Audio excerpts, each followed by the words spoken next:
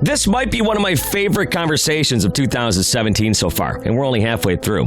Talking with Head from Korn today. Of course, he took some heat in the press recently about his Instagram post after Chester Bennington was found dead on July 20th. I felt he was posting from a place of anger, betrayal, grief after his friend had killed himself. He talks about that in depth and straightens out the ship. Plus, AC/DC's Back in Black, how that sparked his love of rock and roll, his upbringing, and a ton more today on Radio Chatter. T-minus 10, 9, 8, 7, 6, 4, 3, 2, 1, and liftoff. This is Radio Chatter with WRIF's own Meltdown. Thank you guys so much for checking out the Radio Chatter podcast. Another great one for you today with Head from Korn.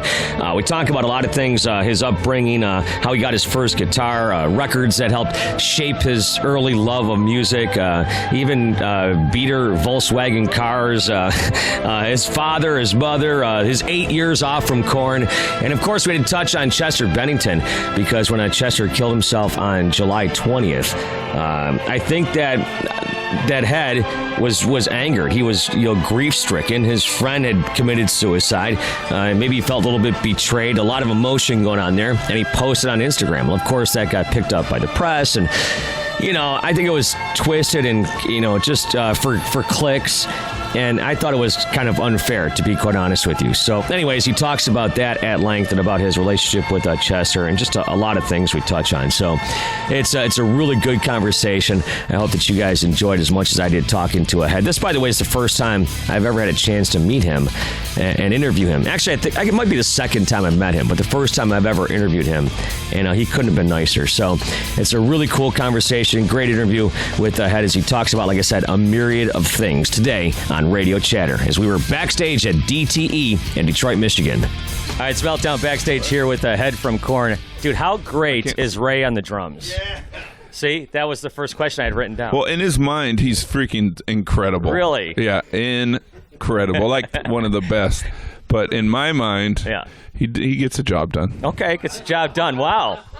I'll tell you what. I'm just joking. That's high praise. Yes. Now, I'll tell you what, I saw you guys back at Rock on the Range a couple months back, and, man, you guys just killed it that Saturday night. That was awesome. Oh, that was thank the first time you, man. I've seen you guys in a long time. Thank you. And we have loud, booming walls because the band Dead is playing just a few feet from us. Yeah, and then you got a Yellow Wolf, you got Skillet, Stone Sour, and then, of course, you guys. Tell us about how things have been going on the road so far. Like 15,000 people tonight. Yeah. We are so stoked. I mean, we've been doing good, averaging around, I don't know, 10,000 or something, but some nights are just like Jersey. We did 8,500 a night on a weekday, which was really good.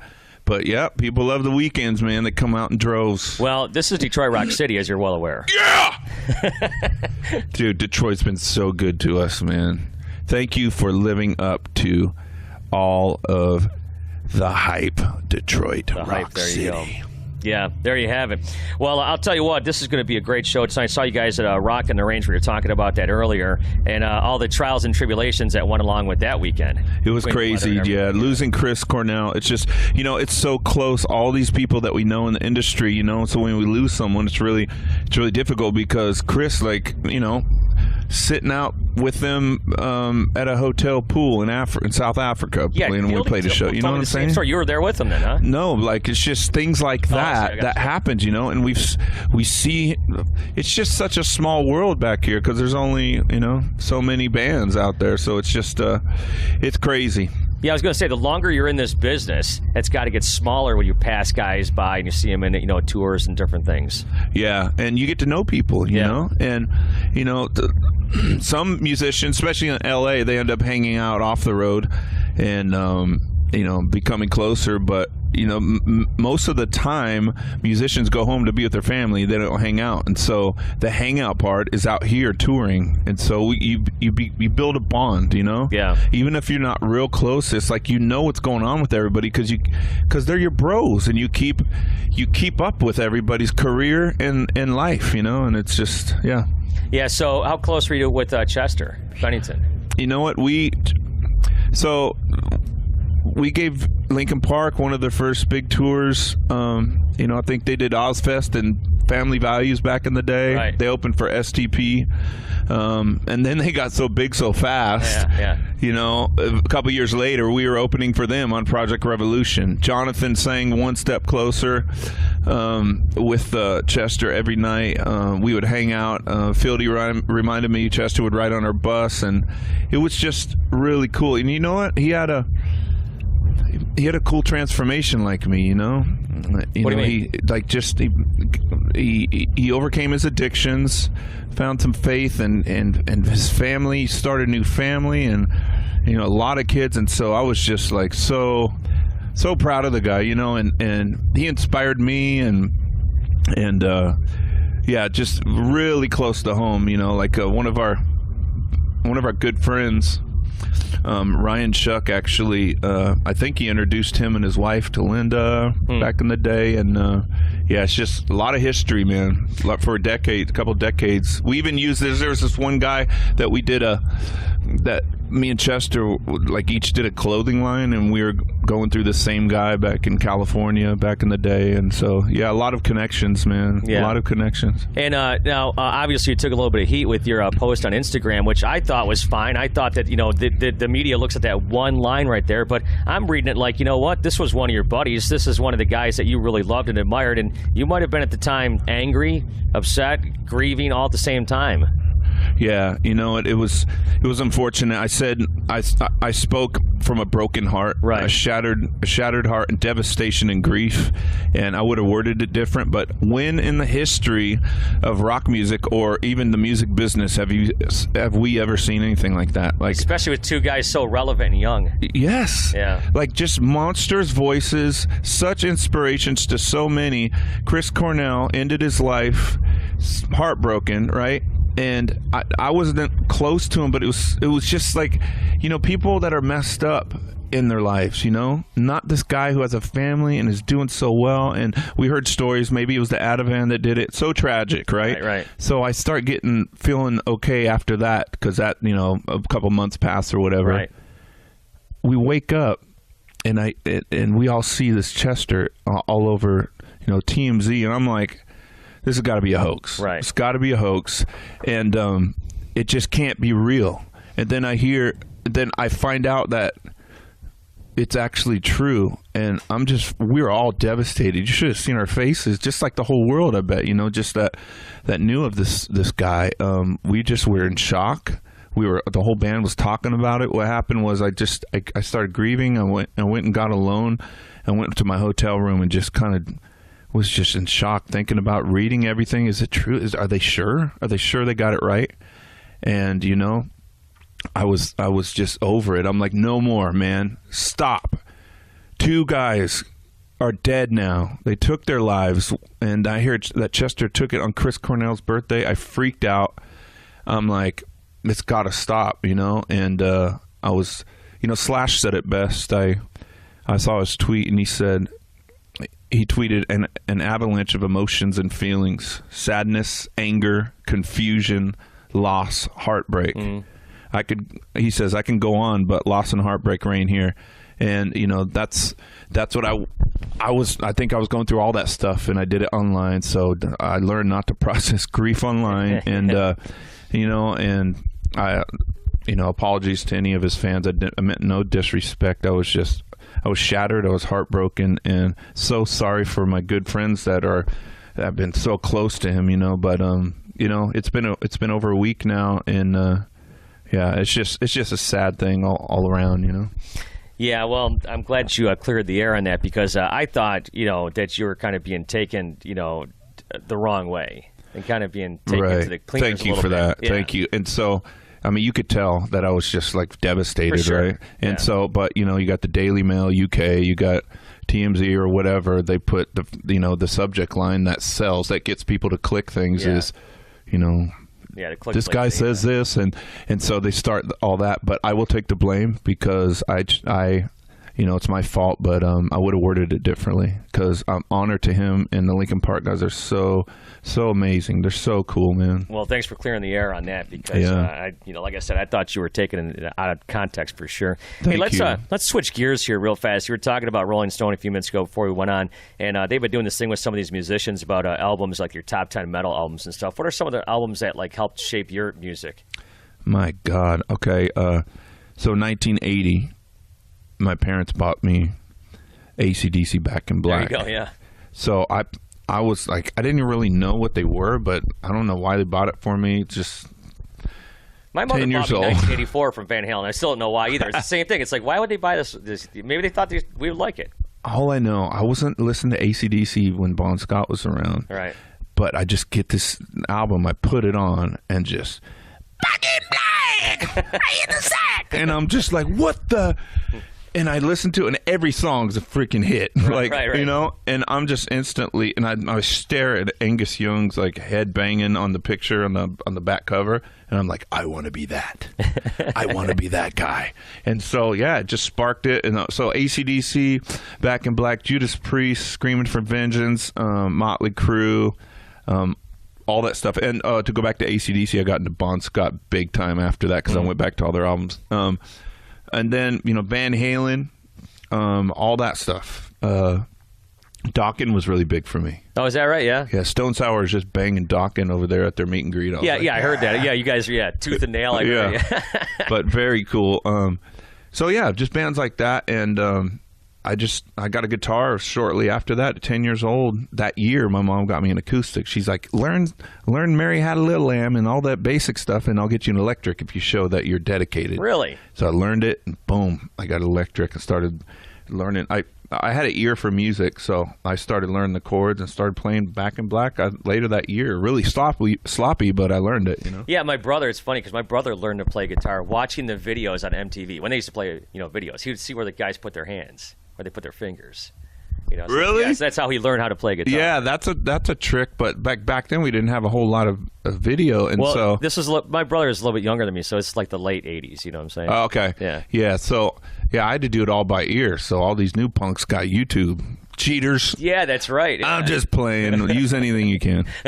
So you talk about Angus Young. Would he epitomize your guitar hero? Yeah, one of them definitely. So Angus Young, guitar hero. Randy Rhoads. Yeah.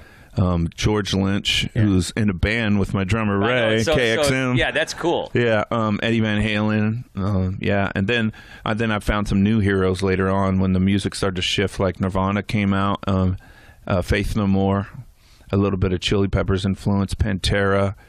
Obviously Metallica. Everybody, they're the kings. But so just a lot of different styles of music came out, and then that's how we formed Korn. Like Nine Inch Nails, Rage Against the Machine. All that was influences for us, all those bands. Yeah, and here we are almost 25 years later. So yeah, it's crazy that a lot of those bands aren't doing nothing no more, and it's like, and here we are. We grew up together, and we are able to work through our differences and get through our addictions. We're thankful to be alive, and I just want to say again about Chester, man. He was such a light, man. He got through his stuff, and I was so just stoked for him. And there's people like Maynard from Tool, Jonathan, our Jonathan, like they're recluses. They stay in their backstage, and John's a sweetheart. He just has social anxiety. Maynard's just out there. He's a trip. But so you got these singers that little attitudes here and there. But Chester was always outside of his dressing room, just going, "Hey man, how you guys doing? Oh man, so good to see you." And so he was just so cool to his fans, to everybody. All the Linkin Park guys are so cool. But just another props to him. Major light that we will all miss. But, that first record, I remember, Hybrid Theory. I met him before the record even came out. That record sold 40,000 copies its first week as a debut. Are you serious? Yeah, at the time it was the biggest debut new band had ever released until Perfect Circle. For the first week. Well, that's cheating because that was cheating, Maynard. Right, exactly. Dude, not too shabby. I mean, they opened for us, Linkin Park did, and we were like, this band's awesome, man. And I didn't think they were going to blow up that big, but I see why, because I was a fan, and just killer melodies, and there was Korn had a lot of anger and everything, and I think Linkin Park had the more of emotional, like, you know, the sadness came through a little bit more too, you know, with the lyrics and everything that he was talking about. And then to hear over the years all the, you know, he suffered abuse, he suffered, you know, just what hit me hard was when he said, when he was 11 years old, he started doing drugs because of the abuse he suffered or whatever, and a divorce or something like that. I think it was everything mixed together, and he just looked at a picture of himself, and he was just heartbroken that he wanted to cry because he saw this little boy that was so broken and into pieces that he needed to do that. So yeah, just crazy. But it came through the music very well, and great career, man. And we'll see what happens with Linkin Park. They don't even know what they're going to do. But I'm really optimistic that these tragedies are going to get turned around, and something really good's going to come out of it. I know they'll never get their dads back, the kids, but I feel like, especially Chester's family, you know, they got a big family. I feel that everyone's going to come together. They're going to strengthen each other, and the kids are going to launch into a destiny, and maybe even help, you know, victims of this, you know, maybe help other families, you know, Chris's family. It's just, you know, such a tragedy in the music industry. Has to be something good has to come out of it. So I see that in the future, man, and so I hope it comes true. Now, what was your childhood like? You know, you just said your mom bought you guitar and stuff. You were raised pretty normal childhood? Yeah, I had a little bit of a rough time with my dad was a drinker, so he was really nice, or he would get pissed off easy, you know. And right? So my thing was, but they're good parents, otherwise, and so my dad feels bad nowadays. I'm like, no, you did yeah. Oh, good. Yeah, you did. They're still married, dude. 52 years, 51 years or something, and so they did the best they could. You know, my mom had to help raise her sisters, so they were just free, like back when they were kids, and so they let me and my brother get into some, you know, we were free to do stuff. You know, in the 80s, you can go, you know, mess around and go play down, you know, different neighborhood. Nowadays, right. It's like, don't go over there. Yeah, it's like watching Stranger Things. It takes place in 1950s. Yeah, right. Totally. It's you know. But I had a pretty good childhood, right? I learned guitar. Excuse me. I learned guitar at 10 years old, and I've gotten into bands. Met the guys in Korn in junior high, and so yeah, just kind of normal childhood. Started drinking really early though, like 15, and didn't stop till like I left Korn. So that was not good. But so now you're totally sober now? Yeah. I'm totally sober. I've tried to drink a few times, but it just doesn't really work out for me. Right. Because I'm all or nothing. I like to feel the buzz, you know. Okay, so yeah, you're like the guy that when the faucet gets turned on, that's it, it's on. Yeah. And so, and I don't like hangovers anymore. I honestly feel really dark and depressed, like on hangovers. It's just my body's just tore up from years of it, so I can't do it anymore. That's it. So when you leave Korn for those 8 years and stuff, were your parents real supportive, and did you spend a lot of time with them, or just your own family, or where'd you go? When I left Korn? Yeah, I was, I think I turned into a recluse. Yeah, did you? Yeah, I went away. Was it hard to, like, get off the stage and get off, you know, I mean, obviously there's got to be an addiction to when you go on stage in front of 15,000 people. That's pretty cool. But then, you know, after a few years, it's just like you're appreciative of it, but it's like, wow, man, I remember playing this last year, and you want to put the best show on for the fans that you can, but you just played these songs like for 2 months straight every night. Yeah. So I'm like, but then when the crowd is energetic, it just breathes a new life into the songs. So dead crowds are just toxic for a band. So come alive for your bands. I know Detroit does. So yeah, there's no question about that. Yeah. Well, let's switch gears a little bit to this tour right here. You're out with Stone Sour and the guys from Dead and Skillet as well. I just talked to John from Skillet the other day. You ever cross paths with John Cooper on this tour? Yeah. Oh my gosh, I love that guy. We're friends, and I love that whole band. Jen, the drummer, is just insane. I mean, she just kills it. She just bangs those skins, and then she sings too. The whole band, you know, I love that there's females in the band. More girls got to get out and rock. Yeah. You know, and so they really bring it in. And Dead is killing it. I love their song Anti Everything, and got a great hook. And Yellow Wolf, such a great addition and just different for the tour, and people are just falling in love with that guy. So it's been a great tour. You know, we had Islander on early on in the first leg, and Corey and Stone Sour. So just classy guy. Everyone's classy on this tour. Just, you know, we respect each other and everything, but there's no egos. You know, it's just everyone hangs out and just I love no egos, because in the 90s everyone had egos. Everybody. So well, you know, it's funny you should mention the 90s, because you know, yesterday was the anniversary of Metallica's Enter Sandman being released in 1991. Okay, and you guys of course came around in 1993. The first record I think dropped in 1994. You're almost staring at 25 years coming down, and it's like that whole era of the mid 90s, man. Things changed. They changed pretty drastically and rapidly. Talk a little bit about that. What? Huh? You kids, get off my lawn. Yeah. I know my daughter says, Dad, we can't watch this movie. It's from the 1900s, whatever, you know. It's like, you know, they think it's like, you know, 2,000 years ago. But oh, God. Yeah, it's crazy. But, you know, I think we still got some youth in us, and we're killing it. And, I know these shows, there's like 15,000 people tonight, you know? And we couldn't do it without our other bands here, with Stone Sour and Skillet and Yellow Wolf and all them. So, but it's just a trip to know that we got almost a quarter century in the game, you know. But the guys would say that I don't get that tag because I quit for 8 years. So those guys in Korn that I play with, they got almost 25 years in the game. Yeah, that's right. Especially Monkey, JD, and Fieldy, right? Yep, exactly. Do you think that rejoining Korn when you did was like kind of therapy for yourself? Yeah. Oh, totally. It was therapy to leave. It was therapy to rejoin. It was like a thing where we all hated ourselves, I think, and we all hated each other when I left. And it was like trying to be civil to be in a band when we hated each other, but it was just like, it wasn't cool. I mean, yeah. And so I left, and it was very therapeutic. I got to sleep in my own bed for years, right? Which is very rare. I think rare. I just heard you talking about sleeping in a bed coming up this weekend, right? Yeah, I don't like the bus. I don't like things that move. I'm trying to sleep. And that's rare because everybody usually sleeps good on buses. But so yeah, that was very therapeutic. I got to be a dad. I found my faith and found out how to actually forgive and love myself, you know.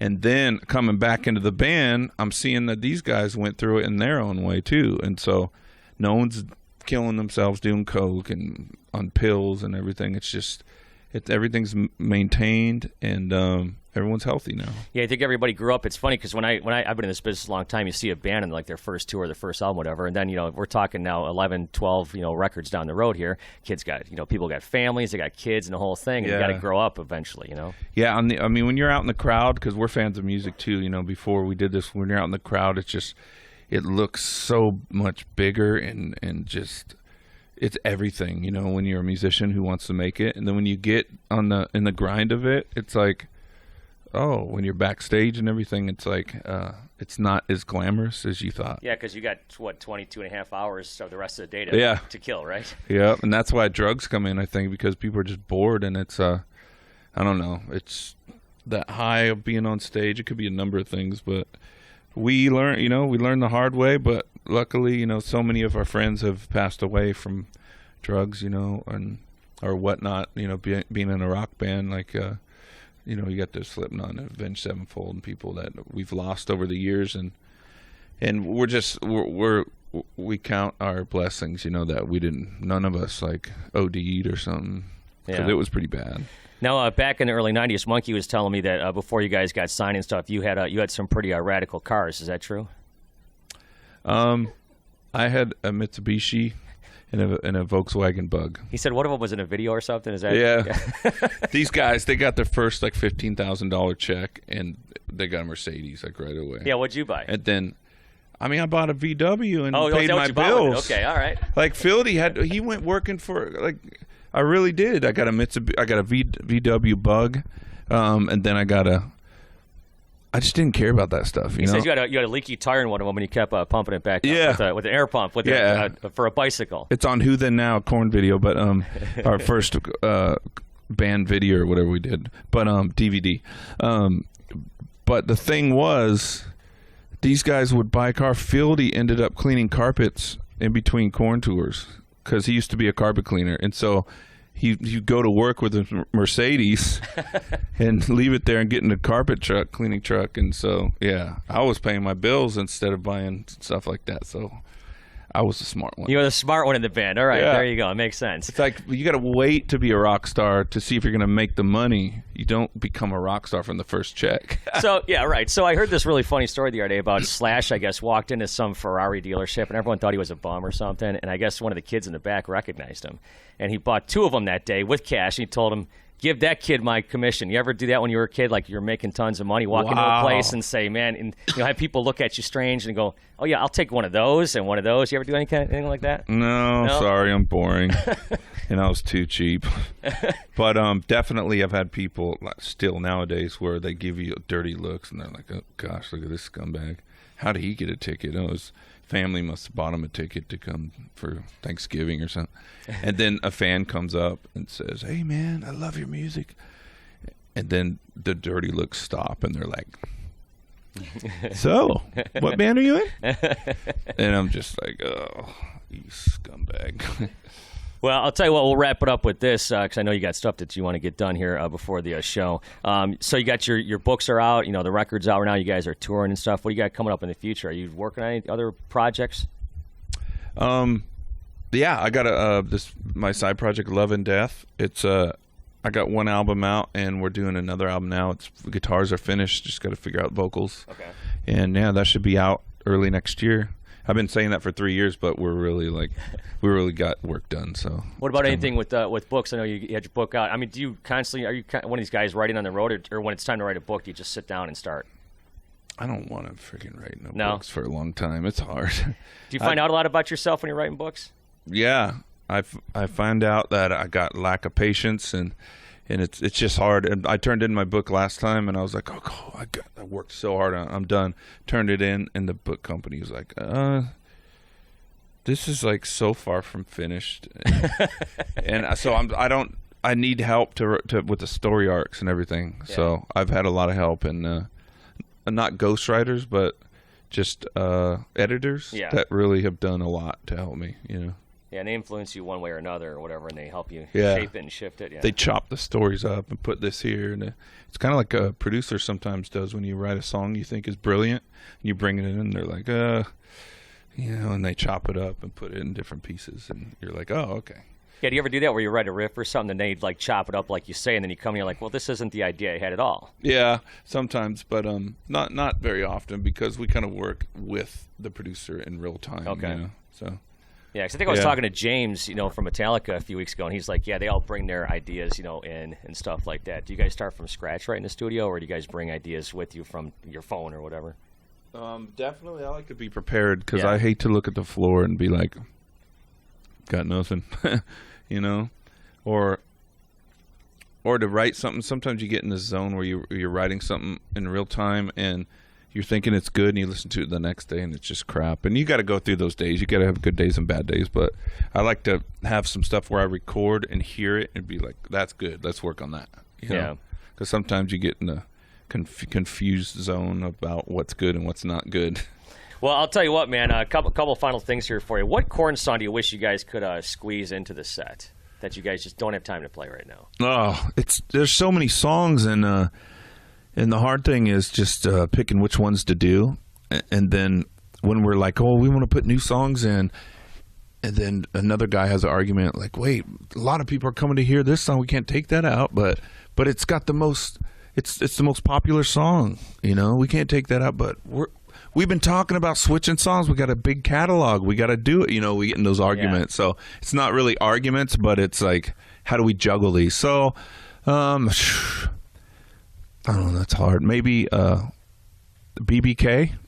Okay. Me and Monkey have been talking about that. It's got a fast tempo. It's on Follow the Leader, our biggest album. And it's just really unique sounding song. And what about one of the first 12 tracks on that record? On Follow the Leader? Oh, yeah. Dude. That record starts on track 13. Yeah. For those who don't know, it starts on track 13 and Fieldy's idea. And we got thousands of returns because the fans thought the CDs was broke, and it was actually like a kind of a practical joke. Yeah. bad idea. The record company should not have green-lighted that. That was like a Spinal Tap Korn moment. Exactly. Whatever. Just... Well, listen, I'm going to echo what your guy at the meet and greet said today, and don't forget to rock tonight. Okay. That was I think one of a kind statement. I've never heard someone say don't forget to rock. That's almost like tattoo worthy, I would think. Yeah. And I told him, I was like, thanks for the reminder. Just in case I forget. All right, Head from Korn right here on 101 WRIF The Rip. Thank you so much, my friend. Yeah, can I say one more? Sure, man. Okay, if anybody's suffering with depression, suicidal thoughts, listen, go see a doctor. Medication is good. Non-narcotic medication is really good. Number 2, get some intensive inner healing therapy. You can get out of these situations, man. I made it through massive depression. You can make it through. And do not be alone. Get around people that love you. Love you guys. There's sound advice. There's Head from Korn right here on the Radio Cheddar podcast. And like I said earlier, this is the first time I've ever interviewed him, and he gave me so much time, and he was so cool, and it was just a real pleasure to get to know him and to meet him. Actually saw him backstage a little bit. I'm not going to get too much into detail, but he was hanging out with some people and that he had met at a diner in mid-Michigan years ago, and he's just kept in touch with them, and it was just great to see backstage, by the way. So anyways, like I said, I'm not going to talk about that, but I will talk about this. The Chester Bennington thing, I thought the media jumped all over him for a comment that he posted on Instagram when he was, upset. He was angry. He was grief-stricken. He was devastated. One of his friends just killed himself. I mean, it was crazy, and hopefully this straightens up everything surrounding that incident and around his thoughts about Chester, and it was really good of him to use us as a conduit to get that message out there, and we do appreciate that. Hey, coming up on the Radio Cheddar podcast, Johnny Chow and Corey Taylor from Stone Sour. You're not going to want to miss that one either. Please, by all means, subscribe. Hit me up on Twitter at Meltdown WRIF. That's pretty much all my social media handles, Meltdown WRIF. And, of course, give us a 5-star rating if you like this. Give us a review. We do appreciate that as well. Ray and Rob from Spread Eagle, just the other day on the podcast. Awesome stuff. If you're into that band, a gritty, grimy band from New York. Talked with Chris Jericho, Paul Heyman from the WWE, Tommy Shaw, Alice Cooper, John Cooper from Skillet. I mean, some great guests we've had recently, so go back and check out some of those. As always, thank you so much for listening to the Radio Cheddar podcast.